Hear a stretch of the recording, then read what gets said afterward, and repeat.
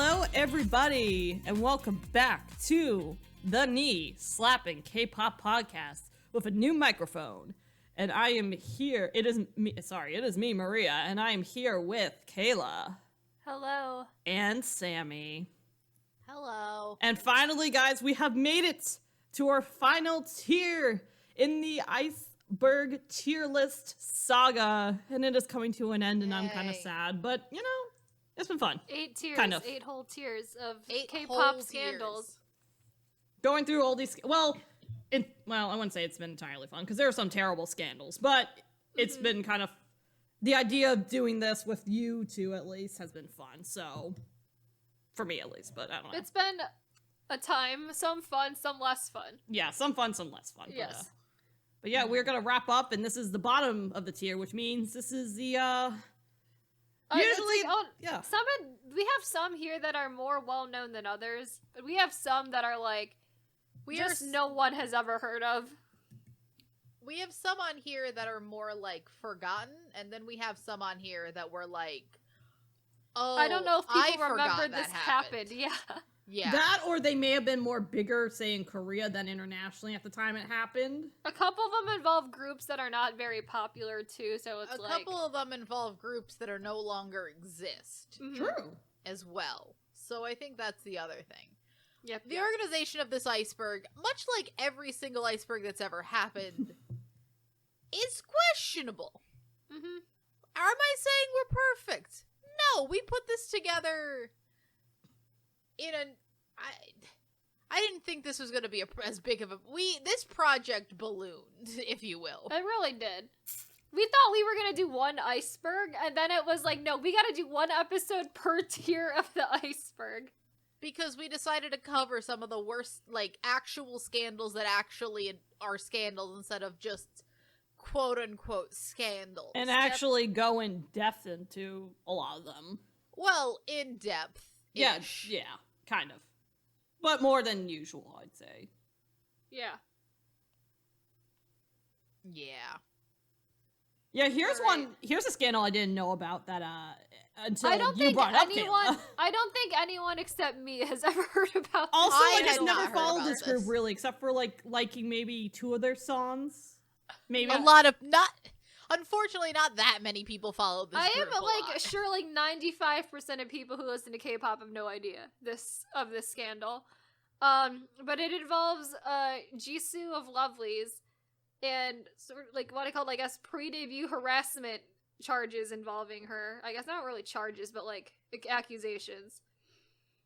So, on November 11th and 12th of 2014, during the time of Lovelyz's debut promotions, which Jisoo did not participate in because of this scandal, a girl on the internet claimed she used to date Jisoo, claiming that Jisoo is actually bisexual. She then went on to say that they had sex and Jisoo had taken photos of her and shared them with her friends and colleagues, which caused her to be fired from her jobs for being a lesbian. She also accused Jisoo of being sexually abusive and said it's not safe for the other members of Lovelyz because Jisoo may do the same thing to them as she had done to her. And then after this initial person came out, there were, like, quite a few other people that allegedly claimed that Jisoo had also sexually harassed them as well. Jisoo at the time was, like, pretty, like, had been at Woolham for, like, a pretty decently long amount of time.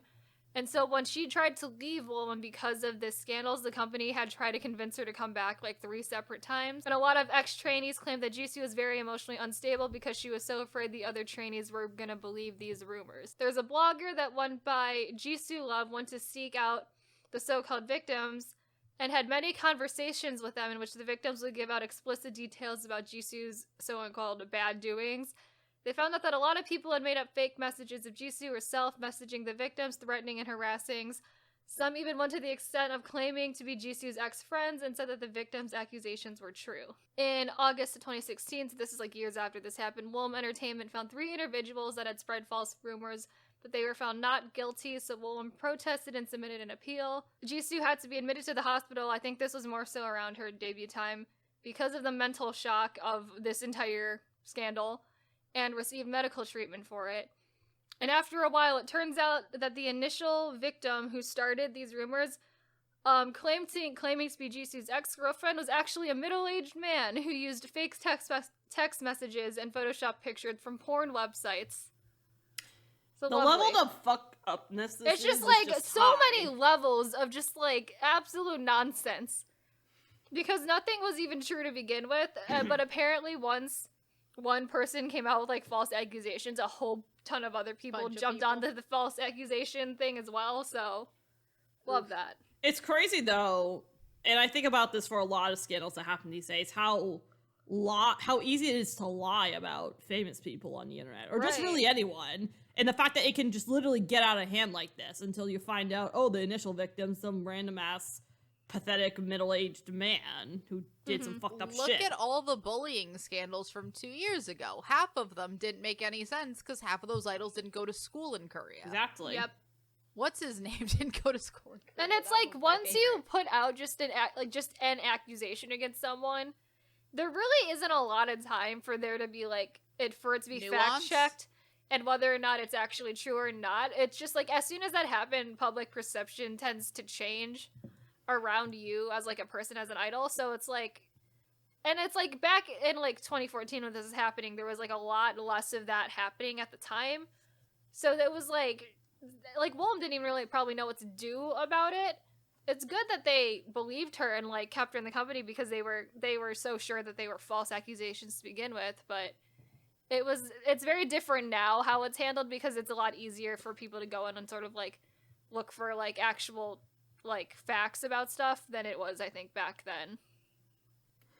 I mean, it's also just messed Yeah. up too for this, quote unquote dickhead middle-aged man to basically use a negative connotation of sexuality against her, and then make a Right. false claim Yeah. saying that she abused her, and then got, him in this case, fired from his job for being a lesbian, which is I know, it's like wild. it's fucked up because Yeah, you're it's a weaponizing lot. like Yeah. sexuality too, which is already an issue in Korea. But also people probably like when losing jobs Jisoo's because of like their sexuality. probably a minor at that She time is a too, minor as at this well. point. So it's like even Or at the very worse. least, when he was saying about the accusations, she would have been a Yeah. minor. Whether or not I don't know Jisoo's exact age when Lovelyz debuted, but I don't know. That just seems like, again, there's that nuance of also like so much like it's just don't lie about this kind of shit, and also like it's so young. She was very young at this point, and it's just a sad situation for her to have to go through. And this Yeah. is honestly a reason why I'm not the biggest fan of like Twitter and TikTok K-pop like sectors, because a lot of BS false accusations and rumors get spread like wildfire to the point where it's ridiculous and causes situations like this to happen. And with her, she was even in a minor group. She hadn't even debuted yet, and it was a shit show, Like, that's why like making up shit like that, making up stories is like never a good thing. It's messed up, and like just don't do shit like that. Especially when Again, you're I playing don't with real think people. people that are like, I don't think most people need us to tell them, hey, don't lie. Generally, most people know not to do that, and people that are going to do it are going to find whatever way they can to do it. Whether that be Twitter or anything else. So moving along to accusations that are real. possibly more real, which again, almost contradicting our previous statement of, yeah, accusations are sometimes really false too, but they're also really real. But that's why nuance. that's why each accusation like that needs to be evaluated by case basis, and you Yeah. really need proof. So of it. this revolves around another, even smaller group. This revolves around TST, the group, which was top secret, and then I think changed they its name to abbreviated it or TS. something. Yeah. Yes. So TST member Kyung-ha has been charged with violating the Act of Juvenile Sex Protection, which is an act name. So on May 31st, I believe this was 2016, 2017? Hang on. Or later? 2018.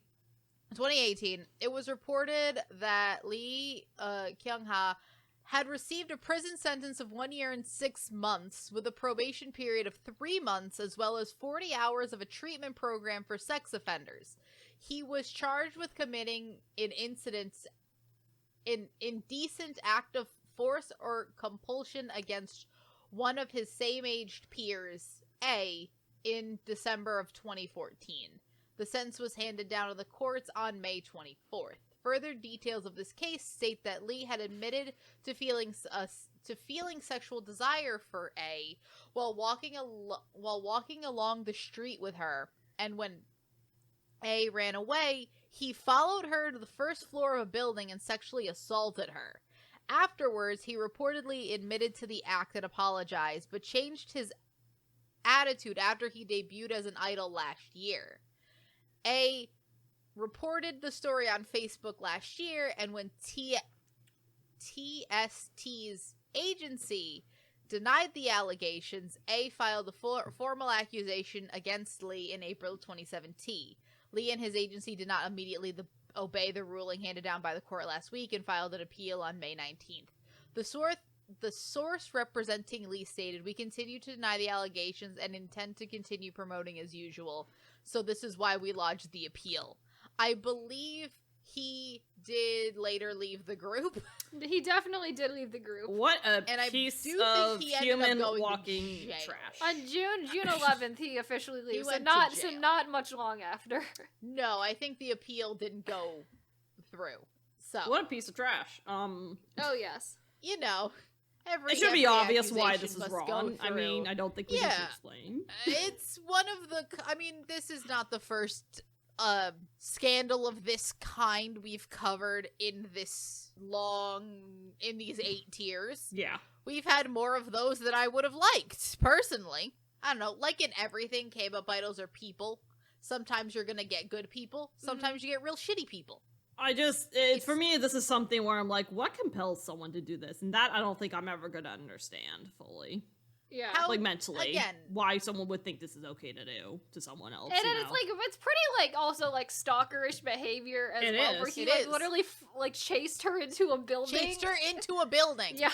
And I know that this is an issue too as well, particularly in Japan, where harassment like this happens a lot to women and it's not really reported as much. So it is kind of like a societal thing, unfortunately. I mean, it happens. And it shouldn't be. I but- mean, it once every, like, I believe the statistic is about once every, like, 5 minutes a woman is assaulted in the U.S. Like, it's Yeah. it's ridiculous. problem everywhere. Mhm. Like, it's an insane statistic of just assault. And, like, to think that the K-pop industry is devoid of that is a lie. Yeah. But also, again, you must So look you're at very every naive situation. if you think that that's the case. And but also at the same time, one must look at every situation through a new, like, it's just, as we've learned from all these icebergs, every scandal needs to be looked at on its own merits, and everything is just a hellscape. Like, I just really don't know why the agency, though, in particular, would still, like... I mean, it depends on... I mean, they're in like a really small company, so like they're probably like Yeah. a really shitty agency to begin with. It seems to be a trend with smaller companies. Like, It's the seemingly definitely a more trend with fucked up smaller shit companies. seems to happen, which I don't get why that's the case, but... They can't vet I the feel like trainees they as can well. get. I feel like they can get away with it. Number one, number two, they don't have the resources for a lot of other stuff. So And the thing Yeah. is, It's like- I'm assuming that, I mean, with exceptions, I'm assuming that if you're trying to get into your bigger company, they're gonna vet these kids for everything that they're worth. mhm. These smaller companies are just gonna take whoever they can really get that is somewhat talented. I mean, then again, just going into a big company doesn't guarantee you're gonna be a decent person. I mean, look at Sungri. It doesn't, obviously, we've seen that, but I'm saying that, You like, get treated this happened slightly better right in after- the bigger companies. At least I feel like it's safer in the trainee program of bigger companies because also To what we know of. I think it's like a lot of the really like horrendous stuff has happened in smaller companies. Mm-hmm. And Because I also think the like fact bigger of- companies probably know that their reputation as a company would be ruined if they treated their trainees as badly as some of the smaller ones do. So Yeah. And also, looking at it this way, a lot of the trainees do come out to be terrible people. That usually happens years later. That's true. A lot of the absolutely terrible things the idols in the big companies do, they won't do for, like, years. Whereas these smaller companies have a tendency to get idols that are already just shitty people from the beginning. well, I feel like it's different too. Like the kind of shitty people you get in those companies are a little bit different. Where I feel like a Mhm. lot of like you know, shitty people who come out of big three or even like mid-tier companies, everything sort of stems from having like ego problems or like unchecked ego problems, and that's because they're not in such having a big someone company manage every single and day are- of their life, yeah, so they and get they're into given deep shit with success things. immediately, and I think get into yeah, like a mindset it where comes they feel from like a power yeah. dynamic, but they do. But like we've covered, like this kid did the same thing that a bunch of the other people did. It's just that he did it before he was an idol. He did it before he debuted, and then he got into a small company. If there was a hint of an accusation of this, or that they vetted this kid to be in a big company, I don't think he probably would have gotten through. And they would have thrown him out the second that any of these accusations came out. Whereas, like, and I'm just gonna mention him by name, take the Chris situation. Sure. Chris's accusations all came out, and he did these things seemingly after he became famous. Same situation, different kind of shitty person. I think all of these things come from a position of power. It's just that, you know, he had the power of, like, different power dynamics. Yeah. So yeah, speaking of power dynamics, I guess relevant for this situation, truthfully though, relevant for this situation. I feel like so much of this is about power dynamics. I mean, this power entire corrupts tier. absolutely, and then can be applicable in many different facets, I guess. Fanatics being slapped by a manager. So during one of Fanatics' V-Live broadcasts, it's funny, I remember I used to watch some of those, like for BTS and stuff like that. That was a time ago. It was a time. I guess they still exist. I don't know. Does it still exist, V-Live? Yes, Okay. they still do them, like, daily. Nice. Which is... there's people that like it. That's cool.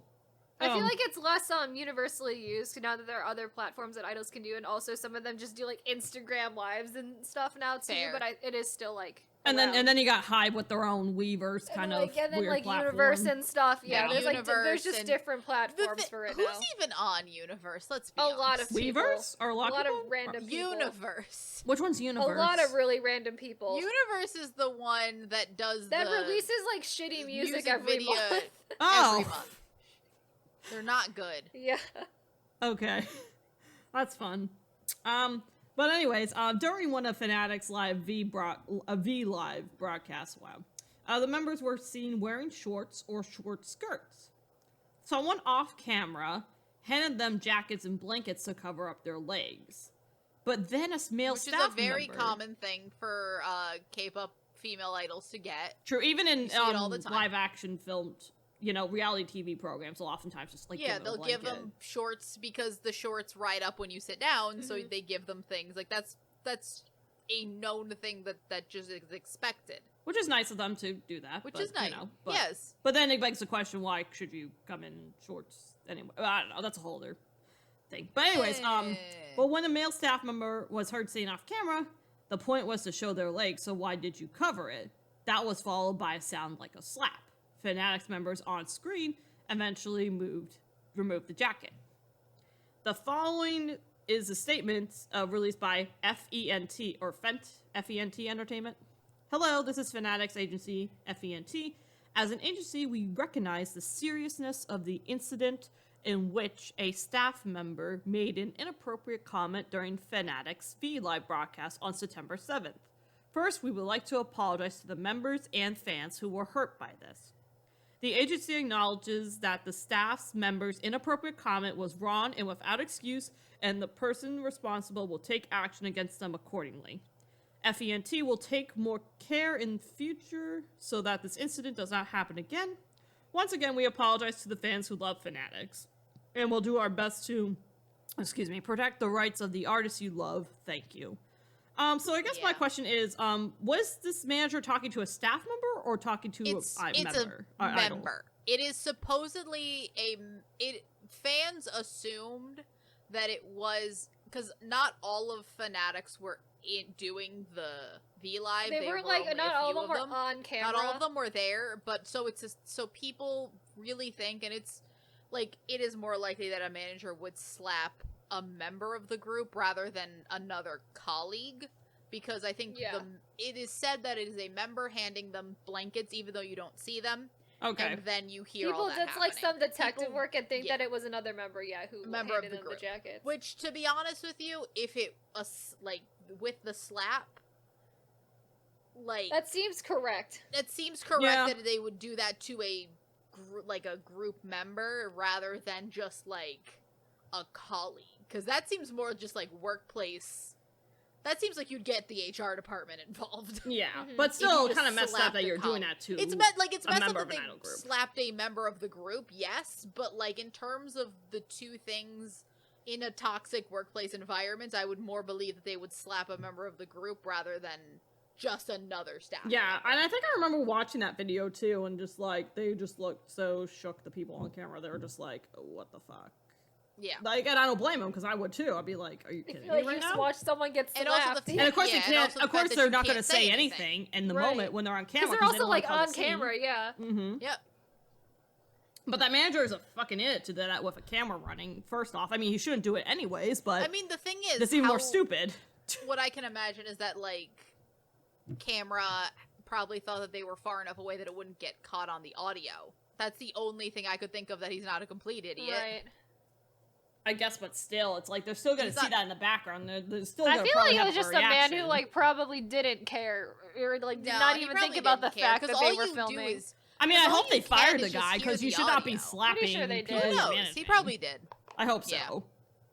Because that's Yeah, just 'cause disgusting. you That's can not how only you treat hear it, people. You can't see it. You know. Alright, so our next one is about Cocosori with their disbandment and leading up to that like member conflict issue that they were having. So Cocosori is a duo, so the member conflict was just happening between the two members of Cocosori. Coco and Sori. Coco and Sori. Wait, as those the are their name stage would names? imply. I had no idea. Yeah. Coco Absolutely Sori no is idea. member Coco and member Sori. Yep. I love how Um, they make it easy for us. Yep. So the conflict leading up to the disbandment of Cocosori is dated back to the months following the release of Sori's solo debut titled Touch. Aggravating accusations laid by Coco against her partner Sori and MOLE Entertainment, Mole, I guess, were splattered on YouTube and in a live video and on posts left on the other social media platforms. These accusations incited a very negative response from Coco's fans towards Sori and Mole Entertainment. In her upload, she publicly elucidated to the unfairness displayed by Mole Entertainment against her. She claimed the company paid more attention to Sori, thereby mismanaging her. According to her, the company limited Coco's budget while investing more money on Sori's debut, which they had failed to inform her about. As a result of this action, her debut promotions for Sugar Cake did poorly and was short, while Sori's promotion for Touch extended more than originally planned. Also, Coco claimed she paid for lessons out of her pocket without support from Mole, and the Kickstarter rewards for Sugar Cake were not being fulfilled because of the company's poor management. She argued that all of her successes were her accomplishments and no assistance was offered by Mole. In general, Coco painted a very negative image of Sori and Mole Entertainment, pointing towards favoritism and mismanagement. Her claims were then generally greatly contradicted by Mole after the release of a very lengthy statement from management in December 11, 2018. Their statement deemed Coco's claims unacceptable, and they disclosed at the very beginning of the defamatory post by Coco they had requested from her a public apology for wrongful accusations, slandering of Coco's name, and the calamity in her bid to gain attention. Coco refused to tender an apology and stood firm with her claims. In the statement, Mole made it clear that even though the company was in financial distress at that time, they had supported Coco and the group financially. They added that her claims of preferential treatment were because they had not disclosed Sori's plans to release a solo debut, and that her bitterness also stemmed from the fact that Sori's solo debut did better than hers. Following her contractual violations, the company made it known that Coco had overstepped what was agreed in her contract with the company, and for those reasons, the statement ended with a warning to Coco's fans who were sending hateful messages to Sori and the company, and a promise of a lawsuit against Coco for defamation, breach of contract, and slandering of Sori's name. And then on March 6, 2019, Cocosori disbanded on account of all of these incidents. I mean, at This is a that mess. point, yeah. Yeah, I don't think Coco Sori's coming back from this. No, definitely not. Also, so I Well, I also followed wonder how both- much of it is even Sori's fault, because if anything, it sounds like it's more of a company. Yeah, let me tell you, choosing. none of it is Sori's fault. Yeah. Also, I followed Coco's YouTube channel back when this was happening, Ooh. and then I also decided I did not like her as a person while I was watching her YouTube channel. She seems like she started hanging out with like very questionable, problematic people, And Who in then I was like, particular? Edward Vila. Oh. And yeah. I was like, okay, I don't love that. Oh, Edward. Is he like some No. makeup person? Like, what the fuck does he do? He's like a Kind who of. knows, to be honest. I don't really know. Edward Vila just I seems to haven't thought. always I be literally around. haven't thought about him in years. He still I shows haven't up either. talking to K-pop groups. I feel like He from time to does, time. but I don't know what he does. I mean, He is he was- worse if I- than if he's- Oil London or Ollie London? So he was the person who made a whole video when Kylie was on hiatus from Princeton about how she should have never debuted as an idol because she was too fat. That is the guy. Oh, That's too. I see. Okay. Well, that's an opinion. Yep. So one of the things that I was following at this time was around the time that they were doing like right before both of them had solo debuts. Sori went on to Mix 9 and Sori did really, really well on Mix 9. Sori got like second place. She was a top runner and the female half of Mix 9 the entire show. She was gonna be in the group, had the female group won. Coco auditioned for the unit and passed, and she failed her audition. And she didn't even get shown on television. They just cut her out entirely because she failed and wasn't important enough. If that's any relevance for why Sori is more popular and her solo debut did better, is because she was performing really well on a survival show. And That's all due to her own merit too. Like, that's nothing that the Yeah. company did. They sent each of them to a survival show, and Sori did incredible on one, and Coco failed miserably on the other one. So Yeah. I That mean, is, I'm like, surprised nothing that on the Coco company seemed there. to forget that that's why that happened, but, you know. No, she seems to Coco, claim I that it's don't think- mismanagement, and that because Yeah, and she's like, jealous Coco that seems she a didn't little get the jealous. success. Because I'm sorry, no one when they're making any of these statements is going to make themselves. They're going to play the sympathy card. Yep. And she did. That's what she did. Yep. And it's like, that is clearly the reason why Sori did better, and why Sori had extended her solo debut promotions, because she was just more popular at the time. Yeah. And Coco had the chance to go out there on a very similar survivor show and do the same thing, and she just failed miserably.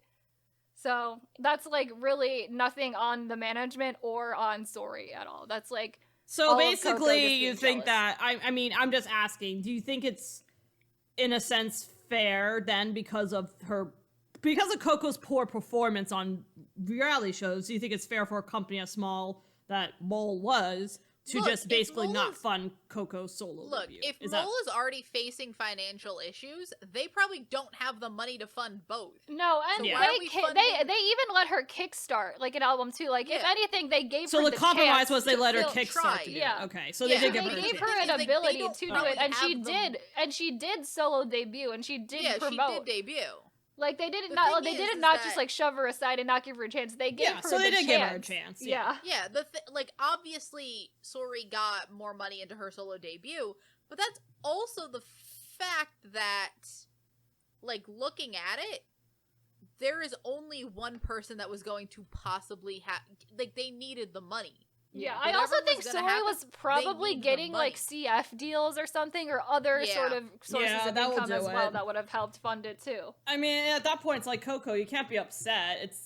Mhm. Shit happens that way. If someone's They have to- getting more deals yeah. than you, then that's how it's gonna be. Then if that's And the the case, thing move is, on. in the long run, if, for example, they would have been, because this company, it was not doing well at all. Yeah, Like, no. This This is company their needed- only group, and they were barely able to essentially I'm like, stay afloat as a company. Yeah. Yeah, it was not going great. Mm-hmm. So But, to in the literally, long yeah, term, obviously in that situation, if you're Sori gonna had obviously done push well, the one that's that making would more have money. given more money for Yeah. Right. there to just be more money to go around for everybody. If she would have just let Sori I don't know, Because promote more and everything, all of the money that she made would probably eventually came back to Cocosori. Yeah. And the other thing with that is that at some point, yeah, it was not saying, because, let's be honest, Cocosori's a duo.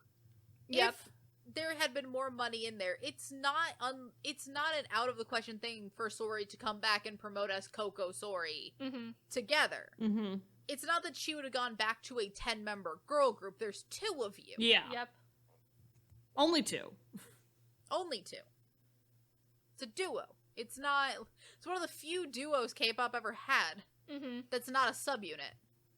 That is true. Can I understand a feeling of jealousy? Oh yeah. Sure. And maybe Yes, of frustration course, too that's to a be like, why natural- isn't yeah. my career going the way yours is? Yes. And but and do I maybe she think felt we like she need was to- trying so hard, and then But seeing here's someone. the thing: do we air our grievances in public? Probably That not. also comes from like a sense of entitlement as well. Yeah. Where she's in this group and she's seeing the other girls succeed so much more and feels entitled to the same type of success and Is is Coco jealous from that the her company States, didn't let her. or- She is American, I think. She's American. And Sori's not.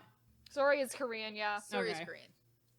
And yeah, that too as well. They're probably gonna come. If anything, a company's gonna probably choose the Korean to promote in Korea than the American. Well, You know, I unless the think American's lights out better than the Korean. You know. Here's the thing. I think that if Coco had, I think this company was at a point where whichever one of them was going to give them the most money, they were going to promote more. Whether that would have been Coco or Sori. Mhm. Sori was just doing infinitely better than Coco. Yeah. Infinitely better. Like, she got 0 screen time on the unit. They didn't even show her failed audition. No. And that Because may at be for the point, best, I don't honestly. Think, at that point, it's like I don't think Cocosori wasn't even relevant enough of a group for them to show her audition them because to she make a failed sob anyway. story on the yeah. unit. True.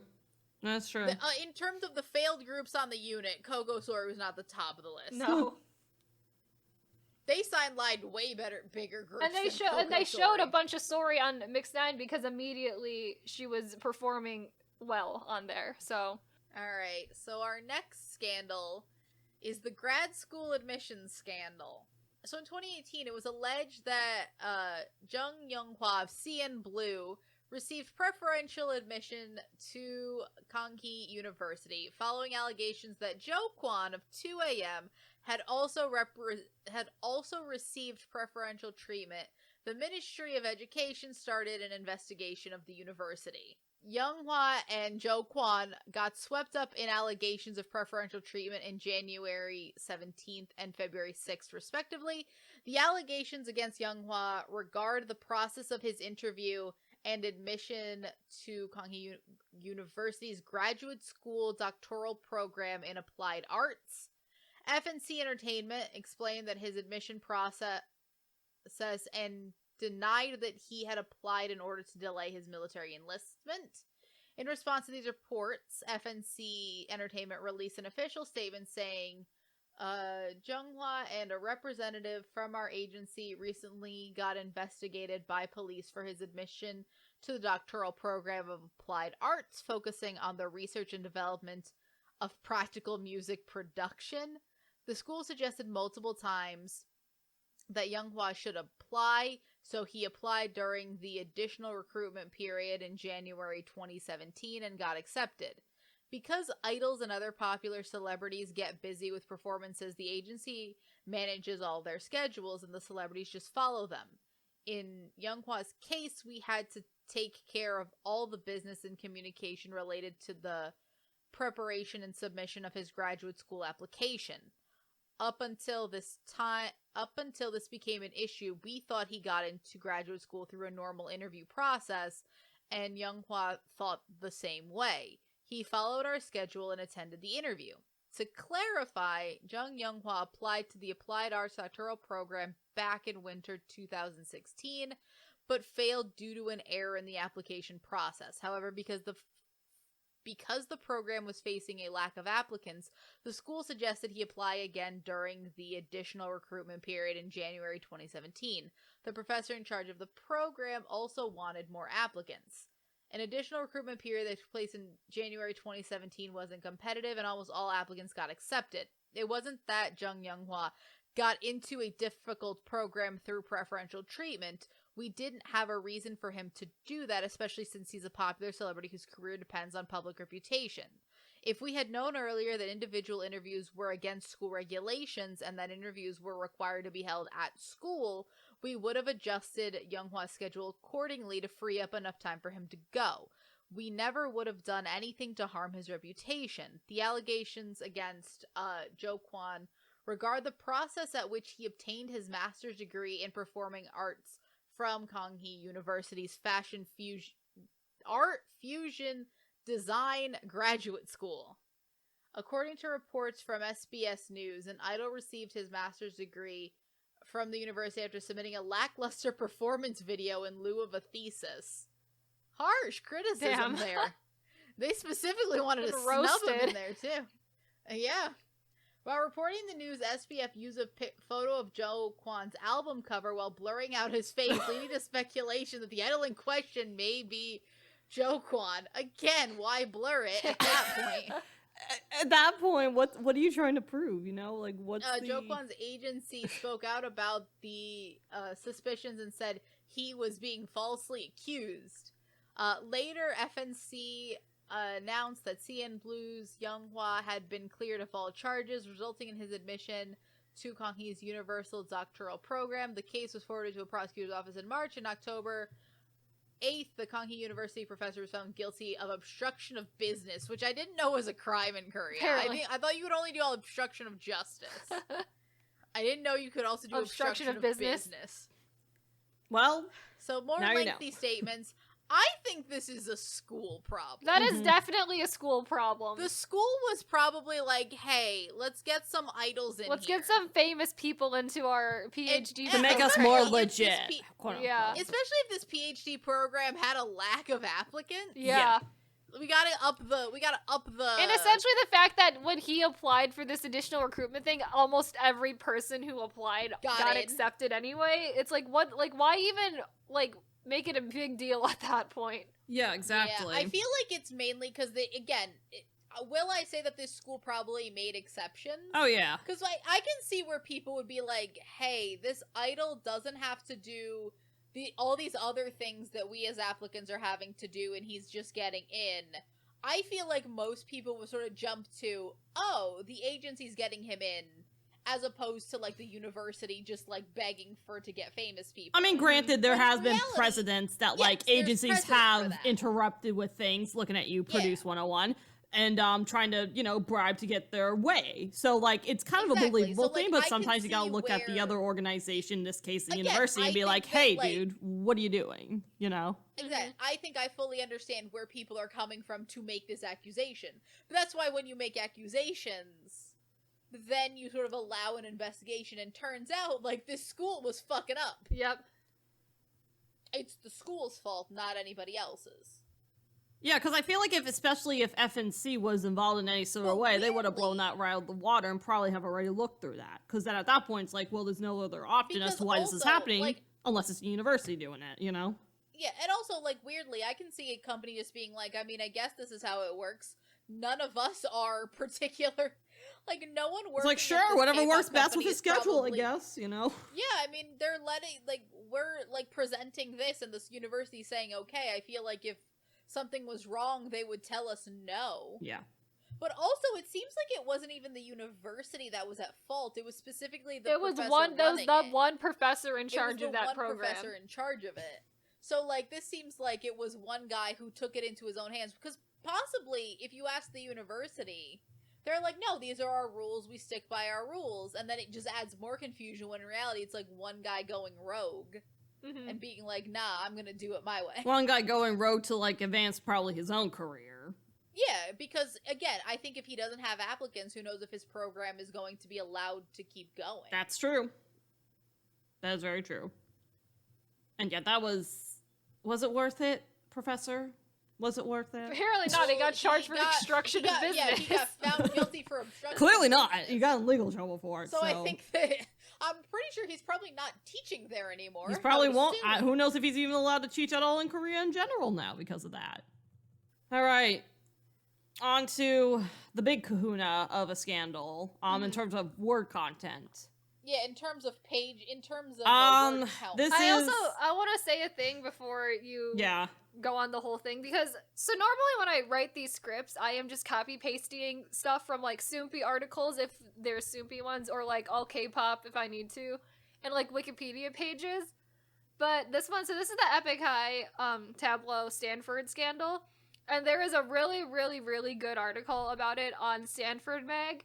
If you literally just Google, like, Epic High Tablo Stanford, it'll come up, probably the first one. It's a really, really good article. It's by far the best article on any of the scandals we've talked about on this podcast. I have put a decent portion of it into the script, which is why it's very long.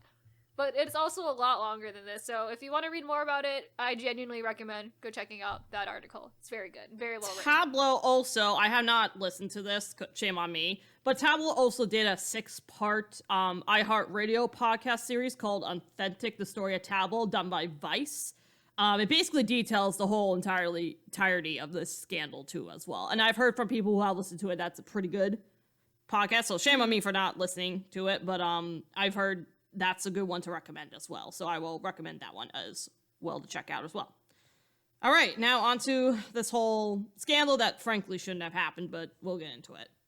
So in the summer of 20... It just seems like a whole lot of nothing. Yeah. That for some reason is now going to take us, like, at least a good... This, like, blew up from, like, 1,000 nothing, and it shouldn't have been a thing in the first place. Because and it got really 1,000 deep words into to talk conspiracy theory, like, section of Territory. the internet, and that's, like, why it is as big as it Look, got. if I'm being honest, there's more conspiracy theorists in this than in any other scandal, including our entire episode on Burning Sun. Yeah. Oh, yeah. Like, there's more conspiracy. And the fallout of this whole deep. scandal basically inspired Tablo's Fever's End album too as well. So if you want to hear a lot of his inner thoughts at the time, that's a good album to listen to.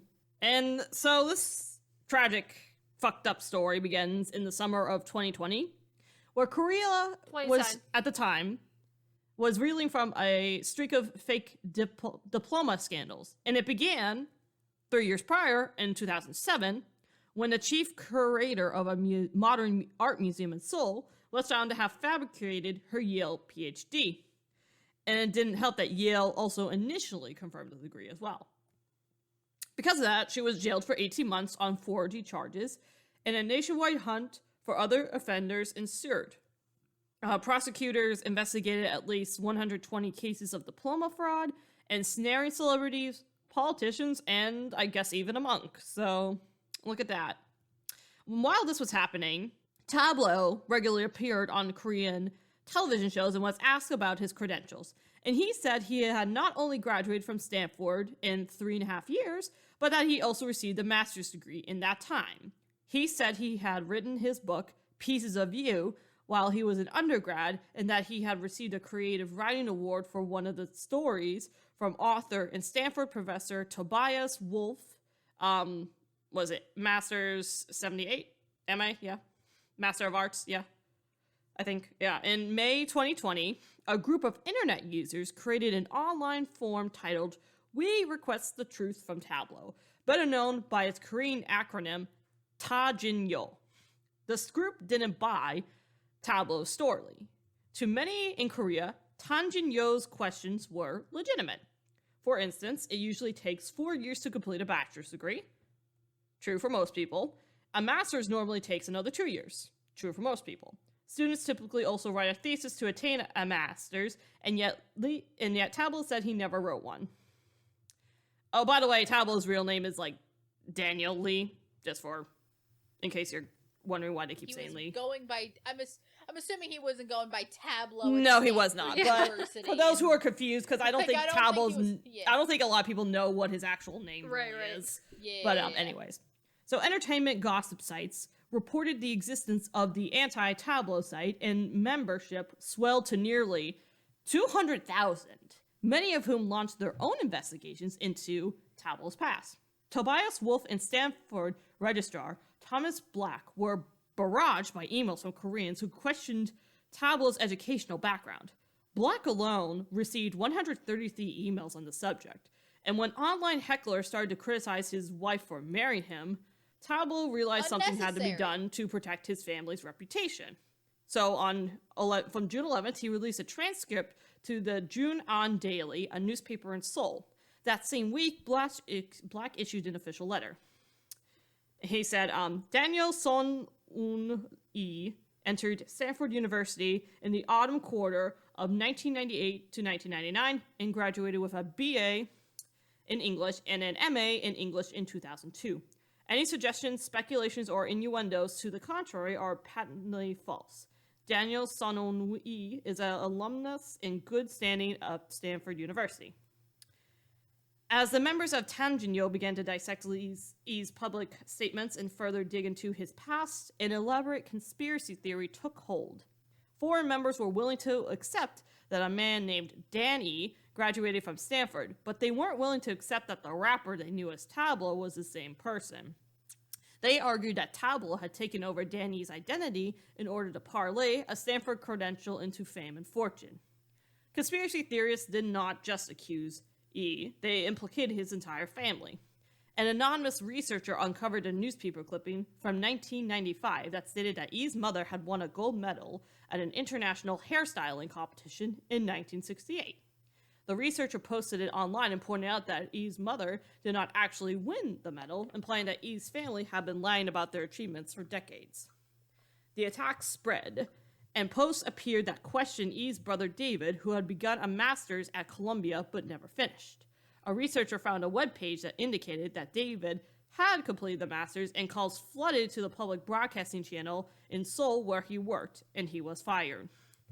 And E felt that his recording label, Willem Entertainment, because Tablo and Epic High were under Willem at this time still, was doing little to counter the accusations against him and his family. We have, quote, "We have done nothing to say about allegations against Tablo that he had faked education qualifications," end quote, this agency said on June 7th. 2 days later, it was publicly pledged to help. It publicly pledged to help. Willem Entertainment did. But E felt that his representatives never followed through. He left the label later that month. Conspiracy theorists online dismissed all this as simply part of the conspiracy. They argued that the reporter had been paid to defend E and didn't believe that the error in David's resume was accidental. E's efforts to put answers to their questions were turned into evidence of how far he was willing to go to defend his false identity. Part of their suspicion stemmed from the fact that E is not actually a Korean citizen. When he was 8, his family moved to Canada, and he became a Canadian citizen when he was 12. That meant he was exempt from compulsory military service, even while his 2 Epic High bandmates were drafted. Many forum commenters interpreted this as yet another example of how E gained the system. The doubters scored what they believed was a major victory when they discovered a man on Facebook named Daniel E, who got a degree from Stanford in 2002. This Daniel E lived in Wisconsin and worked as a mechanical engineer. Tablo, they claimed, had stolen his identity. In the registrar's office, Black fielded a series of emails about this allegation. The truth? Guess what? There were 2 Daniel E's that received Stanford degrees in 2002. One a BA and Master's in English, and that one became Tablo, the rapper in Korea. And the other got a Master's in Mechanical Engineering and worked as at a product design firm in Wisconsin at the time. Some emailed in to question Black's integrity, suggesting he was colluding with E. Black got angry and stated, "These people don't want the truth," he says. "They dismiss everything that doesn't align with what they believe." End quote. Tablo continued to fight back. On August 5th, 2020, he released his Canadian citizenship certificate to the press. To his astonishment, he was promptly sued by 4 anonymous Koreans who charged him with forgery. Sean Im, a morning news anchor for Arirang, an English language network in Korea, watched with horror as the story dominated the news summer. It was a surreal experience because he knew that Tablo wasn't lying. The 2 were friends from Stanford. One man's word wasn't going to turn the tide, so Im contacted Kevin Woo, Masters 92, the secretary of the Stanford Club of Korea. And Im asked the group to issue a statement in Korean vouching for Tablo. He felt that part of the problem was that all the evidence in support of Tablo was in English and was coming in Stanford, an overseas source. The president of the association, Jun Chun, decided to not issue a statement, saying it was an unusual situation, and some people believe it's not good to respond to irrationality, end quote. Instead, Chun sent an email to members urging them to take individual action on Tablo's behalf. It would be up to each member to decide whether or not to do anything. And Im realized there was no choice. He had to do something, and he started emailing friends from Tablo's days at Stanford, and collectively, 22 of them formed a Facebook page in support of Tablo. And although the Korean press reported that Tablo's Stanford friends were rallying around him, the tangentially members refused to believe it was real. And Kanhan graduated in 2002, a friend from Tablo's freshman year, and the first to post on the Facebook site, received threats even though he lived in Los Angeles. The dominant conspiracy theory suggested that Tablo had appropriated someone's identity, so Sun decided to challenge him directly on this point. If Tablo said who he said he was, then he should be able to travel to California and request a transcript in person. If he got it, the mystery would be solved. Luckily, when Tablo walked into the English department, student services manager Judy Candle recognized him and gave him a hug. She heard about his troubles, and she said, "I hope this all goes away," she said, "because we believe in you." The camera crew that came with Tablo followed him to the registrar's office where Thomas Black was waiting. And Tablo pulled out his diploma and transcript out of his backpack and laid them down at the table for Black to inspect. He also handed Black his passport. Black printed Tablo's transcript off his own server, compared the two, and checked Tablo's name against the name listed in the passport. And he said it was exactly the same, holding up the two transcripts line for line, word for word. And the footage would air as part of the two-part special on NBC, one of Korea's 4 national networks. And Tablo was vindicated, but all he could feel was numbness. And Tablo filed suit against 20 of his most virulent attackers. By October, the prosecutor investigating both his claims and the allegations against him determined that Tablo was who he said he was. The prosecutor demanded that a Korean internet site divulge the true identities of the 20 attackers. And what becomes the leading agitator was revealed as Eun Kim, a 57-year-old Korean-American businessman living in Chicago. Korean police asked him to report for questioning. The police then issued an international warrant for his arrest, which he defied for months. On the tangentially form, Kim questioned whether defamation was an international crime and vented his frustration at being unjustly targeted as saying, "I am so angry that they are treating me like a suspect when they have not confirmed I am a criminal," he wrote.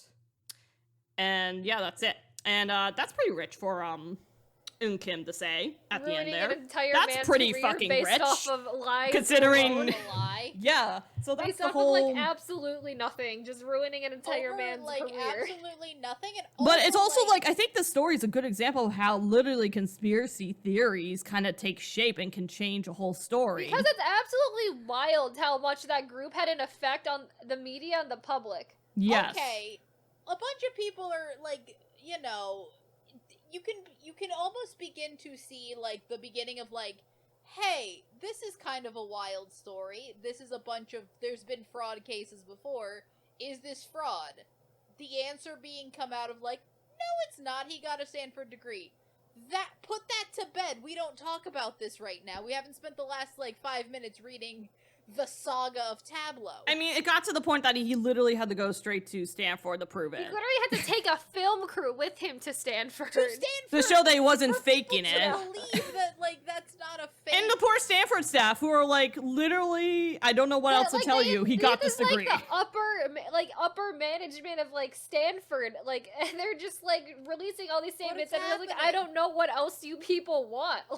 Like I don't know how else to prove it without actually. Giving And like you something I Tablo to can't them is give not you. considered probably to be a big name in theory. You know, if we're talking about Stanford No, alum, he's not one of the top ones you think For about. Stanford alum, no, I think. Well, the he's, fact like, that you know. they started giving like Stanford people death threats over it, I think they were like, well, maybe True. this man is more important than we think. Yeah, Maybe this is. but like he's not like, you know, what you think of like a famous Stanford dropout He's not or a something. president because Yeah. that's also like there's a lot of people that went to Stanford. What I'm saying is that like this becomes something that spirals so far out of control because like this beginning bit is like so normal. And then you just get to the point of the fact that everyone is like, but what if he secretly stole a man's identity and the real Tablo is like in Wisconsin? It's like ridiculous. I I'm mean, like, but what? I think we were mean, like 1 degree away from them claiming that he murdered a That he person. killed him? Like we were one Yeah, that degree he away killed from him. them getting to that point. they probably would have gotten to that point, honestly. If they hadn't found another Daniel. If they hadn't found They were another like, Daniel Lee, they would have won. "Ugh." Well, he clearly murdered a person and then stole his and identity. stole his identity. Daniel Lee was some random dude and he's dead now. Jokes on them, but because there's probably a lot of Daniel Lees, honestly. in the Daniel is States. not an uncommon name for an And Asian Lee, I man. feel like is a common name for both Korean Lee, and I it think some is. Chinese last names too. So like, Yeah. you're really, it There's could be a lot anyone. of people in this world with the last name Lee and the first name Daniel. Yeah. Trust me. This happens a lot with, like, true crime cases, too. Oh, where yeah. the conspiracy theory thing let's just, be like, honest. snowballs out of control. Oh, yeah. Look here, I'm all for a good we've talked about conspiracy theories in this iceberg. Yeah. We've come up with our own. True. There's a difference between a fun conspiracy theory where no one gets hurt, and also conspiracy theories that might have some merit. And then there's this. And, like, at the time, Haru was born, too, around this time. So, like, he's a new father with a young baby, with a wife who literally just gave birth, and then they're dealing with being harassed by people. His father harassed by died. people who claim he didn't go to Stanford, which is, like, a really bizarre thing to just, like, come after a person for them to just with no be proof. So vehemently Yeah. against. I'm just like, nah, you didn't go to Stanford. It makes sense where it originated from, considering there seemed to be a string of people Again, with... Yeah, but... I'm saying that, like, if this stopped at, like, paragraph 2, Yeah. where people were like, hey, this story about how you went to Stanford is oddly unusual. It's a little weird. We have questions. And then he, like, went, If it no, here's stopped my there- transcript, and then Stanford people were like, yeah, here's his transcript, he went here. And then no one bought it. That could have been it. That could have been it. If people were like, okay, here is this, Stanford confirms he's there. All I gotta say is, Wonderful, we're all Tablo, done. he's a special kind of person to be able to complete a bachelor's and a master's in 3.5 years. That's all I gotta say. It is a lot. Like, that's a that's lot. nice. That means But he I had, also like, no think summers Tablo off. was a He had no highly breaks. intelligent person as well. Yeah. Like, that's insane, that fact that he was able to do that, so props to He was him. probably enrolled in, like, a dual program or something. He probably he was was. That I was mean, set up for, like, Maybe, like, because a I know there are, weird- like, some, like, 5-year bachelor master's programs, and so he's probably in something Yeah. like that. it's insane that he was able to do that. I mean, obviously, it's obviously not the norm. But even I knew people who completed a bachelor's and a master's degree in 4 years. But that's mainly because my university made that as an Right. option to do. Like, to be able to do it so that... Or actually, maybe it was more like 5 years, but you get the picture. To be able to, like, take master's classes when you were still, like, a bachelor's and try to, Right. you know, not spend too much time in school. Like, that stuff is possible. Most people Like, I it's know would like to have a possible. break during the Most summer, people don't want too. to do it. Yeah. But also, most people are going into college right after high school. That, too. And, like, you don't need it so condensed. Tablo is also, you have to think about this a little bit, like, there's different things going on in his life that is like, maybe I want to do this a little fast. And he was able to handle it and get a degree from it, which is hella impressive. Yeah. But I could understand at first people being questionable, but it's like, if the official No, there transcript's is- there... Right, because it There came from, like, a and- genuine, like, question. It Like, I came feel like from it's a a genuine valid place, question and it to... also- that But shape it's like, you they want already to presented the stand. proof, and yet people still Yeah. refuse to believe it. It's like, well, the the proof is question right of, there. Like, did he even go to Stanford? Like, that is not even coming, like, one would almost even understand it coming just from him saying it graduated in 3.5 years. Right. But the fact that it also then comes from this other string of this happening so often, it's perfectly, like, I'm not gonna blame the people that start asking questions. Once this starts spiraling into death threats against random people, random Stanford professors... Like, then harassing we're his like, family. What are we doing? And, like, harassing everybody. What are we doing? And the fact that most of this was started from a guy living in Chicago is the most ridiculous The part way of you this. said Chicago seems as if you have, like, something specifically against the city of Chicago. Okay, If maybe it not was that, New but, York, like, it'd it's be just like, it's better. a Korean American living It is, in yeah, America wild that still. the main person in charge of this was a Korean American. Korean. Yeah, that's too. the Not thing that even blows in my mind, Korea. too, as Yeah. well. Like, an almost 60-year-old Korean American man. Yeah. It's like, dude, you were really that bored to want to try to tear down Tablo's There's life people for no that just good kind of reason. want to, like, stir the pot. Yeah, it just, like, it has, I guess, nothing better to do with his Nothing life better than to just, do. like, ruin a whole man's career. That is a really pathetic person, then, that's all I gotta say. Mm-hmm. But yeah, don't So, be careful for of more- conspiracy theories, y'all. Yeah. It's really the big lesson of this, I guess. Yep. Yep. Don't always Now believe we're what you see on the internet. Weirdly, we're going, after our Tablo pause, we're going back to CNBLUE. Back to CNBLUE for a Conveniently. hot second. So this is the CNBLUE insider trading scandal, which we did talk about earlier in the year on our FNC Entertainment review. So, this happened. Jung Hyunghwa had been under investigation for purposely purchasing roughly 400 million won. This adds about almost 350,000 USD worth of FNC stocks on July 8th and 9th of 2015, with which he then made a profit of about 200 million won, which is about 173,000 USD. This was right after FNC had just recruited a major celebrity, that's Yoo Jae-suk, for anyone who's curious. However, it was revealed that at the time the stocks were purchased, discussions to recruit the celebrity had not yet begun, and Jung Young-hwa had no knowledge of FNC's plans to do so. It was later revealed during the investigation that Young-hwa had entrusted his mother with his finances for some time, and the stocks in question were in fact purchased by his mother, so no knowledge of Young-hwa, and it was only when Young-hwa heard that FNC had recruited the celebrity that he sold some of the stocks in their possession. And then, CNBLUE's Lee Jong-hyun heard the morning of July 15th, 2015 from an acquaintance that FNC would be recruiting this famous celebrity. Without checking the news to see if it had been reported or not, he purchased FNC stock. However, once he realized that the transaction would cause legal issues for him, he did not sell the stocks and began holding on to them, which actually cost him money. The prosecution, considering that Lee Jong-hyun had deeply reflected on his wrongs, was charged with a fine of 20 million won, which is approximately 17,000 USD. So, yeah. Jung Hyung-hwa did not actually commit insider trading because his mom bought and sold the stocks for him. Going out with Jung Young-hwa, I feel like this guy... He's gone through a lot. ...is not the brightest... Maybe a little bit stupid. Maybe don't let a family member touch your stocks. I don't think this guy is the brightest tool in the shed. No. That's why he's a musician. Considering he gave all of his stocks, like, responsibility to his mother. And then Jong-hyun, just also very stupid, probably didn't know that insider trading was a thing, and that what he had did was it's a big thing my trading. company has talked about, making sure you don't, even if you know something. There is a way to, like, talk and everything else, but, like, I feel like entertainment companies and everything, he's an idol. They didn't teach him insider training in his idol classes. I mean, if they are going to let him own stock, they might as well teach him about how it works and what the legal processes are, because at that point, you should, You think they care that much? The problem's going to be with him, not them. Why the company? The company... That's kind of also on you, that if you are going to have stocks, maybe know what you're doing with them, too. True. But if it makes the company look bad, they might just have a word with them about it.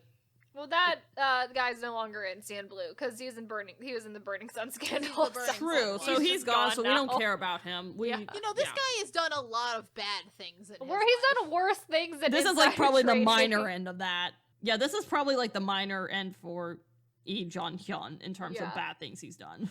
Like that doesn't compare to the other stuff, basically. Jung Young-hwa is just apparently a series of unfortunate events that he's just like getting himself into. Yeah. Not intentionally, but... So, next we have another entertainment company scandal. So, on June 10th, 2019, Samuel, who many people know from being on Produce 101 Season 2, and losing, and everybody was very upset. So was I. So, Samuel's lawyer told OSEN... Starting last year, there have been several disputes between Kim Samuel and his agency, Brave Entertainment. The two main conflicts are said to be payment issues and participation in events that were not mutually agreed upon. The lawyer explained, "My client has had problems with not receiving proper statements of accounts, as well as an ambiguous income breakdown. This has come up several times, but he has not been given a proper income statement. It is because of this that the conflict has arisen. The second issue stems from events tied to music contest-related cryptocurrency business run by the CEO of Brave Entertainment, Crypto." Samuel's lawyer stated, "In Samuel's contract, the conditions are such that earnings from events or promotions are split, and promotional activities for Brave Entertainment would be considered additional, and money may or may not be earned. However, Samuel participated in promotions for a completely separate company that is unrelated to his agency and contract." Lawyer continued, "Samuel went overseas for an event, and in that time he performed, took pictures, and filmed a promotional video, but he never agreed to do these activities. The company also got his agreement to do a performance overseas, and then made him participate in these other activities without informing him of the contract contents or revenue conditions." Samuel's mother also spoke about the conflict. She stated in a press release recently, Brave Entertainment went against the wishes of Samuel's guardian and used lies to force Samuel into becoming involved in the CEO's private blockchain company that has no relations to his activities as an artist. This company shattered our trust in the agency. We submitted a request for recertification, and because the situation was not corrected, we notified the agency of the contract termination and left before finishing his remaining schedule. It was determined after notifying the agency of the contract limitation that the issue could not be resolved through mutual agreement, and so on May 20th, a complaint was filed. After informing his manager and staff, Samuel left for the United States for training. The claims that he has cut off contact are unfounded, and there has been communication through numerous phone calls. As Samuel's mother, I simply find it unfortunate that he may be hurt by this distortion of the truth. Brave Entertainment has also stated their intent to take legal action following Samuel's June 8th Instagram post in which the idol announced that he would be pursuing activities as an independent artist. On August 25th, a hearing was held for Samuel's filing to invalidate his contract with Brave Entertainment. And then in November 17th, the Seoul Central District Court ruled in favor of the plaintiff Samuel and dismissed Brave Entertainment's suit for damages of 1 billion won, approximately $800,000. The judge stated, "We confirm that the content signed between the plaintiff and the defendant on June 9, 2014 is not valid, and we dismiss the request for counteraction filed by the defendant."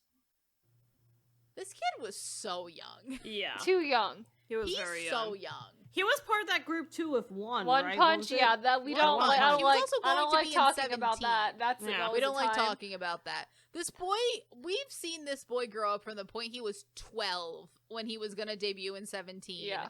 Through One Punch, through Produce 101 Season 2, through what's it called? Through his solo debut. And then an entire lawsuit with Brave And Entertainment. then an entire lawsuit with Brave Entertainment. And then his dad was killed. Yeah. And his dad was... It was in yeah, that around also that time happened. too. And he is currently 20 years old. Just like Currently. wild that he's gone. Just absolutely wild. So Brave Entertainment finally announced a statement. They settled the matters over the contract in January of this year. Yeah. Jesus. Is when Brave Entertainment got over this their guy shit. is probably laying low a little bit. Like, that came out this year, and he hasn't really done anything since about 2019. Yeah. He's also very young. He's got a lot of time to come back, even if he even wants to be honest. He might not even. He bother. might not want to after He's gone everything through else such that has a happened. traumatic childhood. He Honestly, has. yeah. It's been his whole... Because I don't know when he became a trainee under Pledis, but it's... He must have been at like least 8 or 9 years old or something. Probably, Oh, like yeah. because he was super about young. 12 or 13 when they wanted to put him in 17. That didn't work out. He was like 13, 14 with One Punch. He was like 16-ish with Produce. Like, it's been like a wild ride for this kid. And then he kind of had a solo career. He did. He had like, I Briefly. think 2 solo albums. Yeah. Or mini albums. Yeah, at this point, I wouldn't blame him for being just completely done. Just, I don't know, go Yeah. on and do something maybe adjacent to an industry like this, but... Or I maybe mean, just do there's a lot something he else could entirely do. different. Look, there's so much he could do, considering he's 20 years old. Yeah. Yep. I can imagine he might want to just lay low for a little bit and just allow fair himself point. to be a child and like a young Because person. he missed his entire childhood. Like his everything else, entire yeah. time he was a trainee in the trainee system. That is true. Or In a actively weird on ways. like television. So Yeah.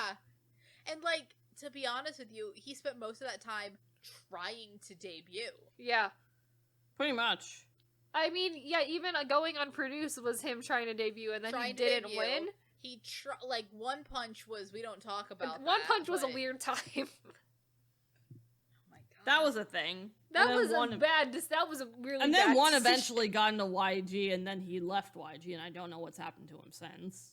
But He does acting He occasionally. does acting Okay. a lot now too. Good for him. He's a decent actor. Yeah. He was in A Korean Odyssey and he was pretty good in that. Mm-hmm. I do know one was on Show Me the Money 5. Because he was in the same, like, team that BY was in. So that's why I paid attention to that. Because BY won that season. But yeah.